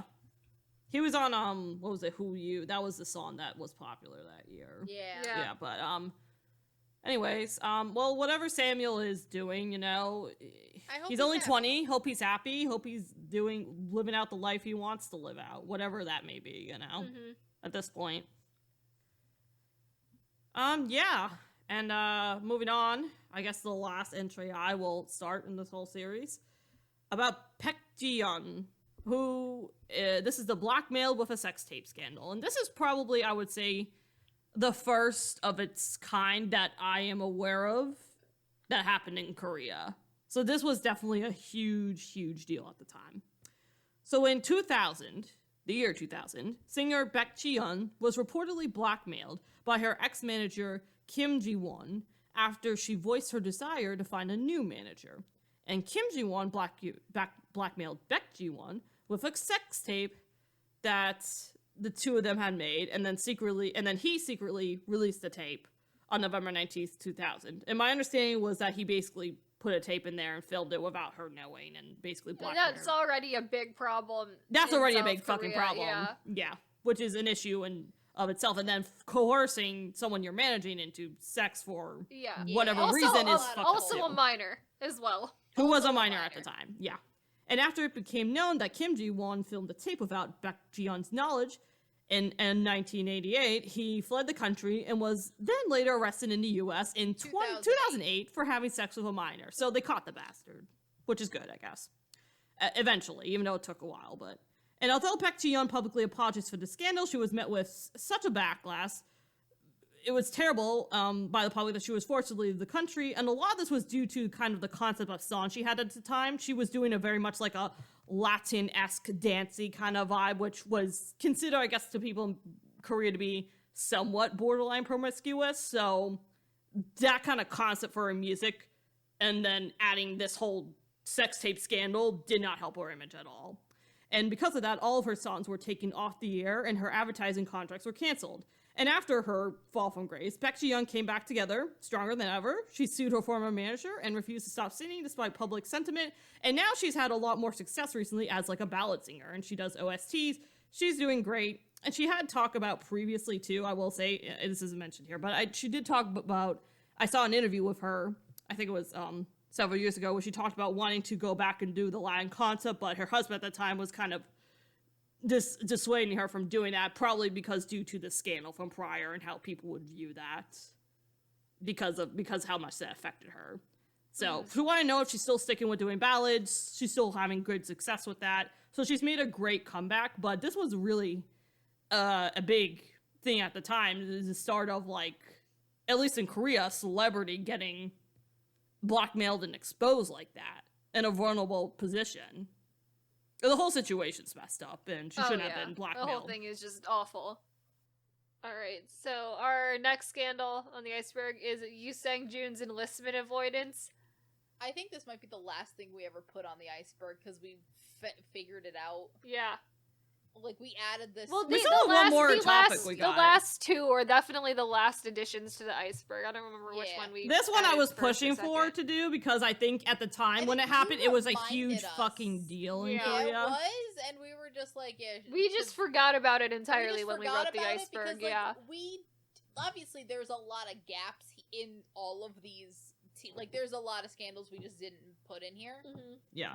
But I was like, this is a pretty big one from old school first gen K-pop. I also don't think modern K-pop fans remember it at all. No, modern K-pop fans will remember it, but this scandal is the reason why your idols try not to skip military service, is essentially why. Yeah, you want to know why? It's all because of this guy. Yep. Because someone tried it and did not go well for him. And it went he basically became the scapegoat for it. Yep. But anyways, so, Kayla. Yoo Seung-jun made his debut in South Korea as a singer in 1997. He gained popularity with his signature dance move, gawi, in which he and his backup dancers lined up diagonally to perform the same moves in unison. That is a great song, though, I will say. Gawi is a great song. He had repeatedly stated on television that he would fulfill his mandatory military service, but in 2002, just before he was to be drafted, he became a naturalized U.S. citizen. As a result, the South Korean government considered it an act of desertion and deported him, permanently banning him from entering the country. In December of 2013, a rumor had the ban. It was rumored that the ban on Yoo was lifted and that he could enter South Korea. But in January 2014, however, South Korea's Military Manpower Association released a statement firmly denying this allegation. On May 19, 2015, he appeared in a video where he opened up on his side of the story regarding evading his military service back in 2002. He appeared getting down on his hands and knees and begging to be accepted back into South Korea, promising that he would do whatever it takes and that he would accept any condition the South Korean government allowed. On February 23, 2017, following a court hearing, Yoo lost his second and final appeal for having his entry ban lifted and is no longer allowed to return to South Korea, nor is he able to appeal his entry ban in the future. On July 11, 2019, the South Korean Supreme Court sent his previously closed case back to the Seoul High Court, and then in November 15th of 2019, the appeals court reversed its earlier decision and ruled in favor of Yoo, which could possibly overturn the last verdict and allow him to visit South Korea. So he actually was kind of allowed back once for like a funeral of like a relative, I think in like 2003. But he's not allowed to, he was not allowed to stay. Yeah. He was allowed to come for the funeral and immediately leave. Yeah, and that's it. And that was the only other time he'd been and in even Korea. Even if this appeals court goes through, he will be allowed essentially to visit Korea, but not to take up permanent residence in the country. Is what it's sounding like. Yeah, and I know ever since he was banished, he actually lived in China and did a lot of He did live in China for a bit, yeah. And actually, he's apparently back in the... I think he's back in the States because he's apparently a student enrolled in Westminster Seminary, California. Yeah, I'm pretty sure he lives in the States right now. Yeah, so I guess he's back in the States. And apparently launched a YouTube channel in 2019. So yeah. I mean, I guess that's how you get public sympathy sometimes. Right. Look, this guy tried it. This guy tried something. He tried a thing, and then he realized how severe the consequences would be. I think it's and also now important everyone to knows, and now everyone else knows how severe those consequences are. The military service requirements, though, were like 3. I think it was like up to 3 years at that time. Yeah. For enlistment, so I think that's a huge part of the reason why he was like trying to get out of that. Because he wanted to still have a career, not let his career fade. But of course, it bit him in the ass doing this. And look what that got him. Yeah. You already started your downfall already. And, like, to look at this now, like, for example, Taecyeon of 2PM. Taecyeon had a U.S. visa. He did, and obtained it when he was, like, young. He was there. He renounced it to go into the military. Would there have been backlash of Taecyeon not doing military service? Questionable. Was he gonna risk it? Absolutely fucking not. Like, he didn't, like, in theory, he didn't need to do it, because he does have a U.S. visa, and he got that not in an attempt to skip military And there service. are other idols who are, like, American or, like, Canadian who just don't do military service, and no one is, like... I mean, none of them have come under fire for not doing that. Well, because it's probably because they're obviously not originally a Korean-born Yeah, and a lot of them were born there and have lived most of their life in America. Again, none of the people that are, like, not doing military service now, because I think this was just because it was so blatant. Yes. Yeah. It was right before he would have started, and it was, like, it was like a clear desertion. And it was like a whole thing too with his like parents apparently applying for it and he wasn't planning on doing it and blah blah blah. It was like some excuse he gave about that. And also the fact that he lied because he said he wasn't gonna do it and then he did do it and then turns out whoops. Well, a lot of it too, I think his company was telling him to say that, whether he was actually going to do it or not, which kind of whatever's true, it clearly backfired on him. No matter what. Whatever happened, it clearly went poorly. Whether I don't know what's true or not regarding that. I mean, the other thing is that I feel like now, genuinely speaking, I think now if an idol did the same thing, do I think they would have been kicked out of South Korea? More questionable. Do I think that there would still now be backlash for as blatant as this situation? Yes. Because I do think that is considered a thing, almost a rite of passage. Yeah. That you do because it is considered so disrespectful if you don't. And I genuinely can, like, any cultural context, I can see why, because it's like, why are you getting It's very reasonable as to it's why very people were reasonable as pissed to off. why people Yeah. would be pissed off that you're avoiding. There is, like, one obligation you have as a man in South Korea that you have, like, that is so, that this. You have to do this, or else Yeah. your life will be very poor. Because, like, there's even a thing of just, like, idols that don't get drafted. It's because of their, like, what's his name from... Sang-hyo from Men Flying got a pardon because he is in chronic pain every day, Pain. so... Like, there's very few idols that get pardons, even though Because I feel they said that generally a lot of people in general don't get medical pardons for Nope. military enlistment. Even though, Yeah. generally speaking, I feel like more idols could get it, depending on all the injuries they suffer at least while training. Yeah. I mean, there also is the But the option thing of, is, like, doing, like, a don't civil want- service thing as your But Oh, even decent service amount to of them do Korea. civil, yeah, Yeah. civil service. So it's not for like But also- there's, like, an easier way to do it, even though technically it's usually even longer then, than military, but, you know. But even then, you are still doing that is still your time. Yeah. A lot of that is just your time that you are spending to do it, Mm-hmm. I find. As long as you're doing something, they don't care what you do. As long as you're doing something about it, and you're not just skipping it altogether. Like, And if you're not going to be doing it, they want a legit reason to prove of, like, Yeah. oh, you cannot want you to physically know, do like- this, you know? yeah, if, like, you are in chronic pain, yeah, you know, maybe life has held you some cards that, like, sure, you don't know how to do this. But, like, generally speaking, you should be, like, I can understand why people would be mad.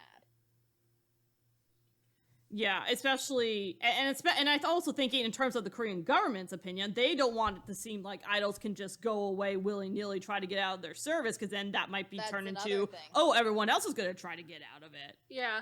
Yeah, so then it's mean- like, I think they basically went down on hard on him as an example to be like, no one's above this. Stop it. Exactly. Basically. To shut Look, it down before it if gets worse.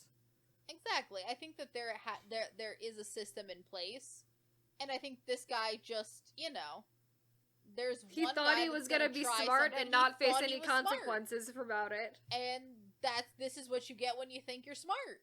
Korea's not the biggest fan of him because of this shit that he pulled. This Yeah. thing that's a blatant This big thing. disrespect. This blatant disrespect to essentially everyone else that, like, has to play by the rules. Yeah. Because it is just, like, blatantly being like, but am I above the rules? And I'm like, It's like, no, you're you not, tried buddy. it. Even No, though you're not, but- military service was like close to 3 years at that time, which is I mean, quite it's- long, but Yeah, at You this do point, it. it's about, what, 2.5? A little above 2? yeah, they reduced It's it a a little lot bit. It's to a like, little bit under 2 years now. yeah, I think It's the a little highest, like the one yeah. with the large, like most amount of service is like the Navy, and they're like less than 2 years now. I think And also, I think the don't highest is like many of the idols 22 go into months the now. Navy. Yeah, and then the Yeah. lowest is like the regular basic army, which is like a year and a half, and even then you still have to Like- go back for 6 years and do like a few days of each Right, year right. doing a quick Yeah. thing, you know. Which again, now at this point, idols are able to do that. Most male idols do that, come back, and the group usually continues and then disbands later somehow. But you know, it's fine. It's weird. K-pop boy groups go on a weird trajectory now. Yeah, a lot of it too is with like the age limits for it as well, because most people in Korea tend to go in like, you know, their late teens, early 20s. They Most usually- people From, like, go out of high right, school to most people college. go right out of high school or they go in the middle of college. most employers don't want to hire you if you are this military service looming over your head, so they'll do it before they graduate college. Because, which understandably, they don't want Which to lose understandably, employees because they're if they gonna hire lose you you, for- you know? Yeah. Because I also think that you cannot, like, it's like maternity leave. Like, you can't fire this person while they are gone. You have to hold their job for 2 years. Yeah. Which is And what you think interesting. about it is a waste of time on the company's end. So it makes sense It is, why so they're they not have gonna that hire as a you. thing. Yep. And also a lot of it's probably physical stuff too, so it's a little bit easier to do when you're younger. Yeah. So that's I mean, probably part of idols the reason. now, it's also partially why I believe the ages of idols are, like, sliding downward, And also, a lot of idols do it when they're well into their mid-20s to close to their 30s. Alright, so now we move on to the final And this one's a scandal. good one to We're end at on, the because end. this is juicy. We're ending on this one, which is one that, like, most people I find have never heard of. But it is So juicy. we're talking about Sharp.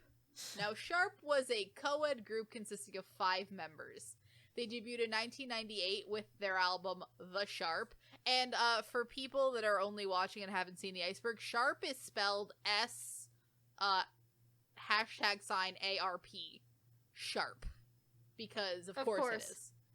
The group was originally funded by Baek Ji-young, who was one of the female members. In October of 2002, the group was preparing to appear on KBS's Music Bank when members Lee Ji-hee and So Ji-young were involved in a physical altercation in an elevator. Ooh. Very rarely do you get K-pop groups having physical admitting to The only physical altercation I could think on an elevator was when, like, Solange beat Jay-Z with Beyonce in the elevator, and that's Jesus. it. That's true. Yeah. And that was a The leaked exact video. Fair. I mean, we don't have video of this, so we don't know what happened in there. True. The exact cause of the fight has always been attributed to the fact that Lee Ji-hee took exception to the way that younger So Ji-young was speaking to her, as she is, as is the case with these types of things, the hair pulling ensued. Because of the fighting, Lee Ji-hee was removed by her managers to cool down, and the only 2 members of the group, So Ji-young and Chris, were able to perform, as Jung Suk-hyun was unable to attend. To add more fuel to the fire, So Ji-young's mother also became involved as she confronted Lee Ji-hee the next day and verbally and physically accosted her as well. I think one of the members left at this point. I believe so. Yeah. Yes. Which is interesting because at that point, this group would have been, I believe, 3 women and 1 man. Yeah. I believe. Which is a choice. That's an interesting co-ed group. I think it's 2 and 2. Yeah, I think it's 2 and 2. I think the other one Okay. that left was like a woman or a man. I was forget. a woman? Okay, Yeah, it was never a woman mind. they both. Okay, because there's 5 of them, which I already hate when co-ed groups are, like, odd numbers. Oh, 'Cause yeah. It just feels off. Whatever. Within a week of the incident, their management company, World Music Entertainment, officially announced the breakup of the group. Wild. The rumors went wild. People speculating about the reasons behind why Lee Jae-hee was being bullied. Some people considered it may be caused by jealousy, which was due to the many high notes in their songs. So the company put Lee Jae-hee as a main vocal because she was a great singer. Because of that, So Ji-young was jealous of her. Until the group disbanded, So Ji-young bullied, threatened, and fought Lee Jae-hee, who got into the group by auditioning with a chance of 1,000 to 1. So Ji-young had originally planned to put her friends in the group, but Lee Jae-hee got into the group as well as main vocal. So Ji-young was afraid that things wouldn't work out for her. One day after the incident, Sharp announced that they had a press conference to explain the case. Each of the members shared a story from their point of view. Here is what their thoughts about the bullying issue with Lee Jae-hee and So Ji-young was. Each one of them will have a part of this. We will be going through all 4 parts of this story. Such a he said, she said. It is the most he said, she said debacle, only it's a he said, she said, he said, she said, and then the truth is somewhere. Somewhere in the middle. It's somewhere, the middle I really feel like it's down in the highway because we've thrown it away at this point. So, Lee Jae-hee's side of the story. She stated that on the day of the fight, So Ji-young had cursed at her first. So, without knowing it, Lee Jae-hee hit her. But it was not so hard that she got a bruise or anything. After that day, Lee Jae-hee realized she did do wrong. So she called So Ji-young's house and apologized to So Ji-young's father. But her father answered, if you apologize to Ji-young, then we will stop making a big deal out of this. So she went to So Ji-young and apologized to her with her manager as a witness. But So Ji-young did not accept her apology. So Ji-young's side of the story is that when asked why she didn't show up for Music Bank, So Ji-young answered, because my fellow female member had hit me. She stated that Lee Ji-hae had all of a sudden hit her for no reason in front of many people. She also said that she'd gotten a scratch and a bruise because of that. So Ji-young's parents said that they didn't care if So Ji-young did get kicked out of Sharp, and they were thinking of suing Lee Jae-hee. So these are the two people involved, and their stories are contradicting. Yeah. Now we get to the other two members. Now we get to the two male members of this group. So, Ryu Shi-won is a male member of this group and is So Ji-young's boyfriend. He decided to take matters into his own hands for his girlfriend. He thought she was going through too much stress, so he brought her to the hospital. He stated that So Ji-young had been through hard times before because of Lee Ji-hae, and this wasn't the first time. Now we get to the next side of the story, which is Jung. This man was also Seok-young. not here during this incident. Yeah. He was not present. He was Not at all present. here. Sharp male member Jung Seok-hyun told the press that what he thought about the situation. He stated, well, I wasn't there to witness the whole thing, so I can't say much. Wonderful. Truly the Truly, beacon we of needed truth. his input on this matter. I asked around to the people who did witness everything, and none of them would say anything. Oh, fantastic. But they started to talk later, and he told them what happened. I don't know how he knew what happened if he wasn't there, but he stated that So Ji-young stated that Lee Jae-hee hit her for no reason, but the witnesses told Jung Seok-hyun that So Ji-young did curse her first. He said he thinks Chris and So Ji-young left her out and teased her harshly. After years have passed, Lee Ji-hae and So Ji-young met again on intimate note. Lee Jae-hee tried to be friends with So Ji-young, but So Ji-young pretended like she was the victim. To this day, she still pretends to be the victim. During a May 7th, 2013 episode of MBC's Human documentary, Lee Ji-young talked about her time with her fellow member So Ji-young had physically and verbally bullied her, leading to the group's disbandment in 2002. She recalled her bitter experience with the members 11 years ago. Lee Ji-hae expressed that she had to hide her feelings and endure a lot of pain. Feared that her group and her career would come to an end. Jung Seok-hyun, who was still close with her, also appeared on that episode. During Sharp's promotions, he repeatedly asked her to endure the bullying for the sake of the group. Nope. She went through a lot. Only Lee Ji-hae could have endured that. If she hadn't, the group would have disbanded much earlier. He said, praising her strong personality. Damn. Yeah, I Jesus, don't know if this that's was the a compliment hot he mess. thinks it is. I mean, let's be It's honest. also like It's also like this man looks doesn't like a seem shitty he person was- in the process. Yeah. This man makes himself look real bad, but I mean, honestly, thinking about it, I feel like if you're a young person and you're trying to be in a K-pop group, I can see a lot of people just being like, just a little bit longer, when we get famous, it'll get better. That kind of situation, which is like shitty thing to do, but I can see that it's not like malicious, it's like Literally kind of just- thinking we all need to have a career, so like let's we all keep, need just like endure we it. need to, like to do this. And like I can imagine that like those two being in a group with like a bunch with the two lovebirds over there was probably not a great time for them. I'm pretty sure Ji-young too was connected, like her father or some relative Her was fa- involved like, in the company, the right? reason for this is because apparently the group with her was being funded by her family. Yeah. Hence why she got So, this picky group when was made Jihei for was her. chosen. Because she was the only person in this group who was not already her friend too, and then she showed up through an actual audition and was about to take main vocal like, away from her, so she just Yeah. was real And mad to be about honest, it. she was better. Yes. Which is why they And then put you have Jihei this- in the group, because Yeah. business-wise they knew they needed a good vocalist.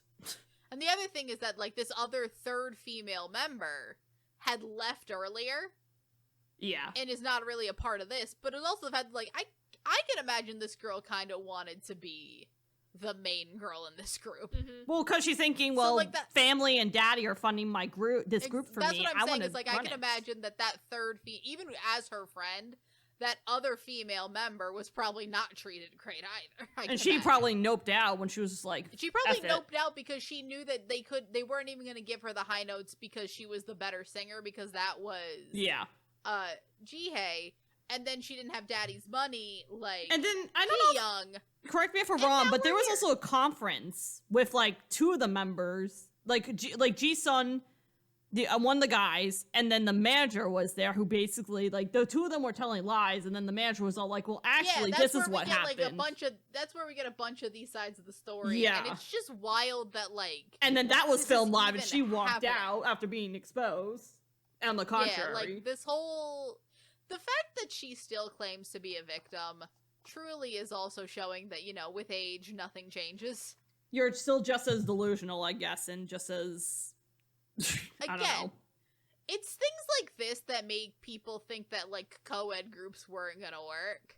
And then you get things like Card, where you're like, maybe co-ed groups really do. Well, I work. think I what just sent, ultimately like, it comes Sammy a down to TikTok is today. getting Yes, I good love group that dynamics TikTok. from Yeah. the get-go. Like, making sure there aren't Well, conflicts no, the earlier thing people on. are worried about a lot with co-ed groups, the thing that happened here. The Mhm. co-ed group's gonna start dating, and that causes an immense Right. amount of conflict. True. That did happen. I just Here. sent Sammy a TikTok today about Card, where BM is just being an absolute menace to so many.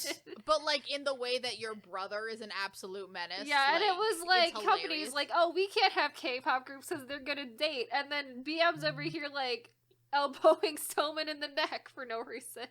just because he's being an absolute nuisance Yeah. to her. And it's great.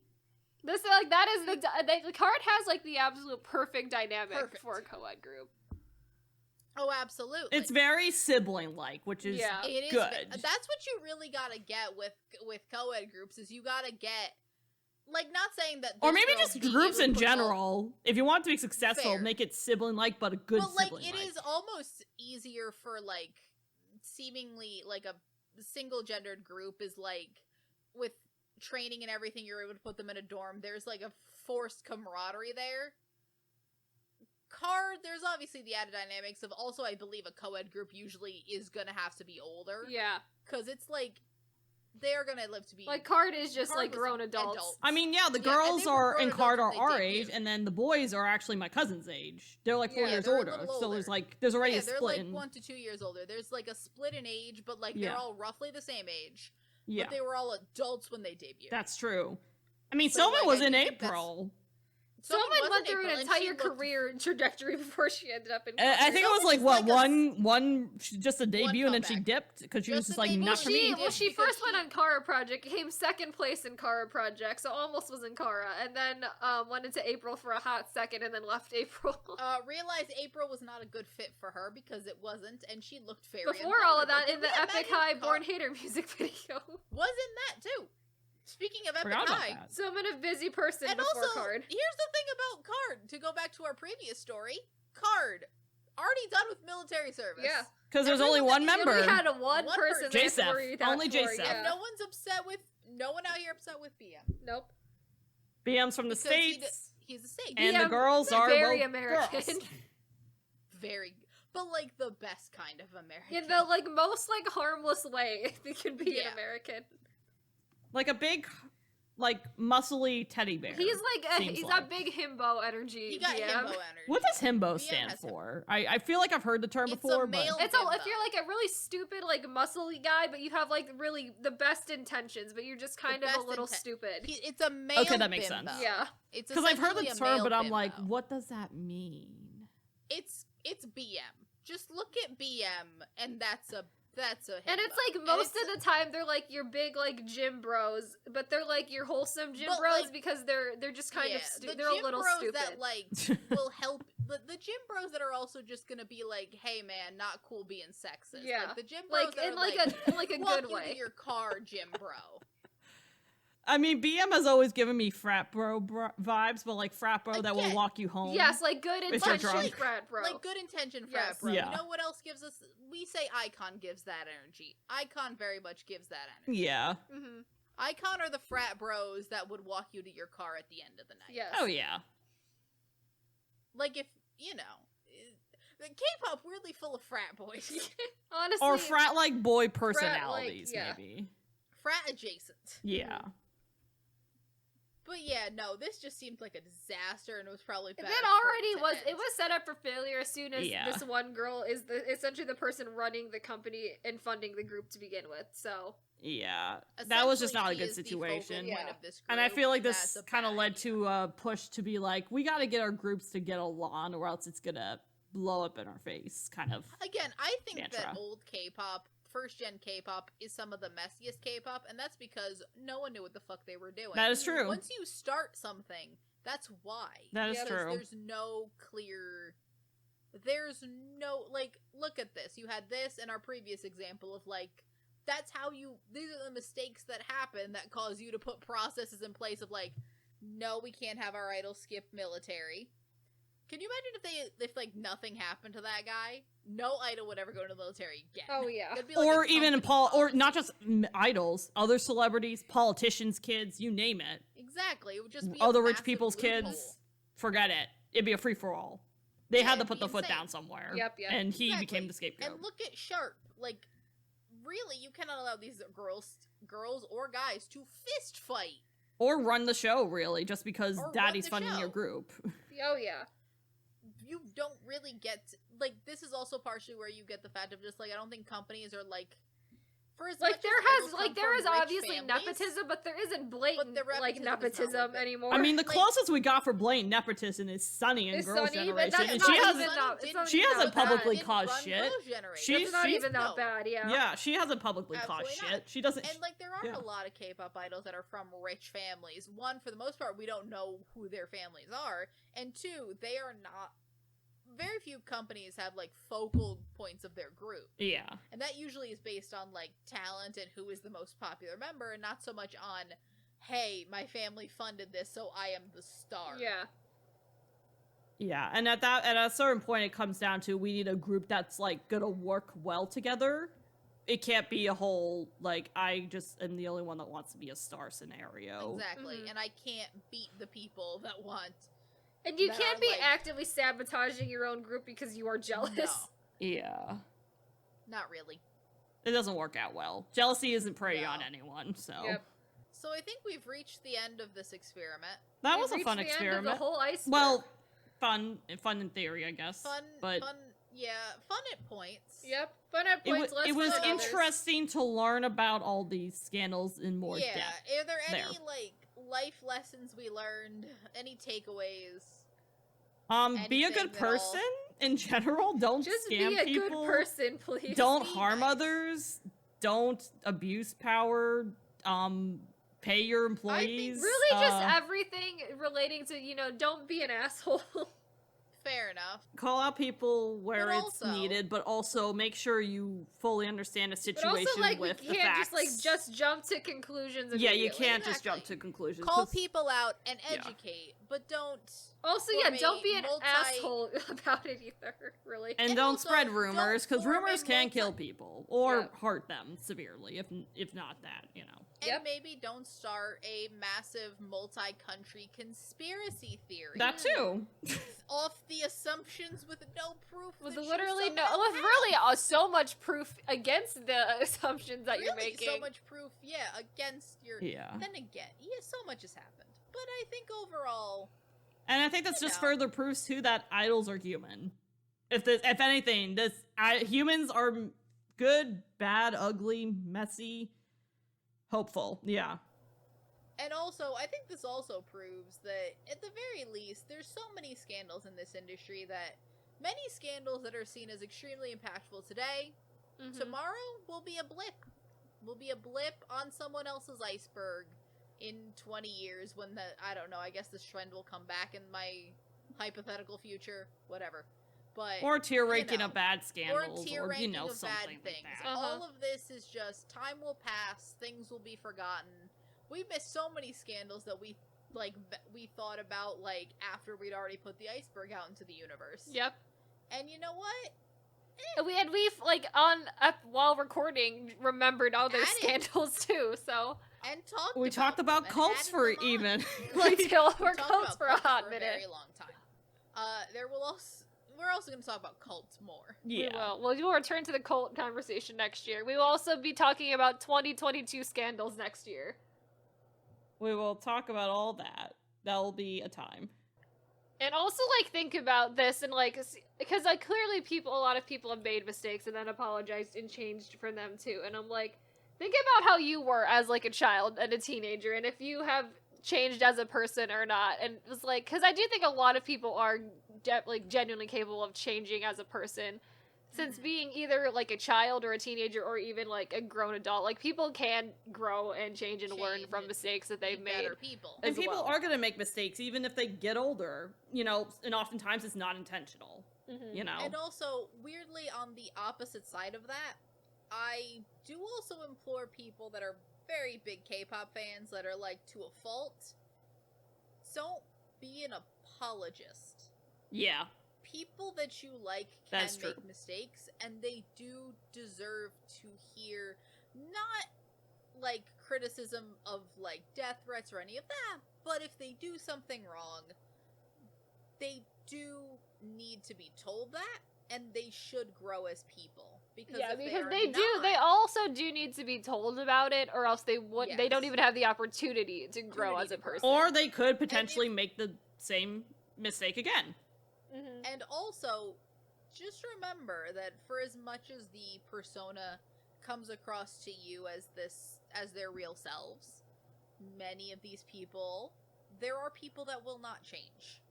And that is just something that we all have to accept, and that, not everybody is a good person. And what you see for the most part is what they're trying to put out to the world, whether it's a manufactured personality or the best part of their personality.